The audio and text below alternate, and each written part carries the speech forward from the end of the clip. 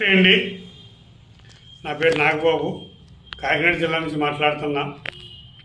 ఎన్నికలకు ముందు కూటమి నెగ్గాలని ఎన్నో వీడియోలు చేశాం. అలాగే పవన్ కళ్యాణ్ గారు ఆంధ్రప్రదేశ్ రాష్ట్ర రాజకీయ చరిత్రలో మొట్టమొదటిసారిగా ఒక పార్టీ అధ్యక్షుడు తన సామాజిక వర్గాన్ని పెద్దల పాత్ర పోషించమంటే నిజాయితీగా నిబద్ధతతో ఏమీ ఆశించకుండా మేము పోషించి మా యొక్క ఆత్మసంతృప్తి చెందిన వ్యక్తిగా ఎన్నికలయ్యి 9 నెలలు పూర్తయ్యాక ఆవిర్భావ సభ అయిన తర్వాత ఇప్పుడు నేను నా యొక్క మనసులో వేదన వెలుగుచ్చుకుంటున్నా. గత ఎన్నికలకు ముందు మహారాష్ట్రలో మరాఠీలకి ఎలాగైతే కేంద్ర ప్రభుత్వం 10% వాటా ఇచ్చిందో పరిణామం తర్వాత ఎన్నికలైన తర్వాత మేము చూసిన తర్వాత ఒక ఆలోచన ఏర్పడింది. ఆంధ్రప్రదేశ్లో బీసీ సోదరులకి 45,000 కోట్లు ఇచ్చేమంటున్నారు.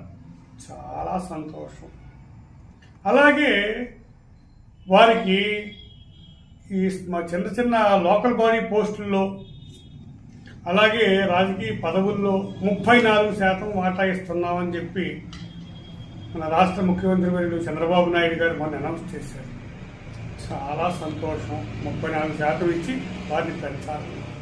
అయితే ఒక కాపు నాయకులుగా మా డిమాండ్ ఏమిటంటే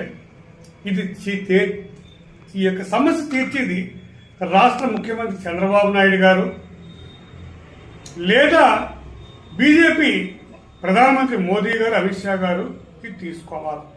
ఆ కారణంతోనే మొన్న మా పెద్దలు సోము వీర్రాజు గారికి ఎమ్మెల్సీ ఇచ్చి ఆయన ద్వారా ఈ కార్యక్రమం మేము మోదీ గారి దగ్గరికి వెళ్ళటానికి ఒక నిర్ణయం తీసుకున్నాం. చంద్రబాబు గారికి మోదీ గారికి వెళ్ళి కలుస్తాకి. ఎందుకంటే ఇచ్చేవారు పెట్టేవారి దగ్గరికి వెళ్ళి అడగాలి తప్ప పెట్టి పొజిషన్ లేని వ్యక్తిని అనవసరంగా మనం నిందించడం సందర్భం కాదని మేము ఇంకెవ్వరిని టచ్ చేయట్లేదు. బీసీ సోదరులకి ఇన్ని కోట్లు అన్ని కోట్లు ఇవ్వటం కాదు. చంద్రబాబు నాయుడు గారు, ఓ బీసీ సోదర, ఇప్పుడు మీకున్నది జనాభా ప్రకారంగా 24% రమారమి.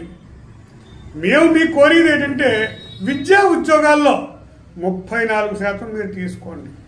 మేము సంపూర్ణ మద్దతు ఇస్తాం.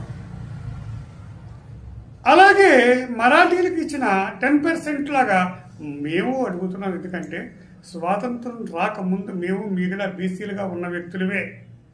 ఎవరో నలుగురు పెద్దలు మాలో ఉబ్బులింగం చేసి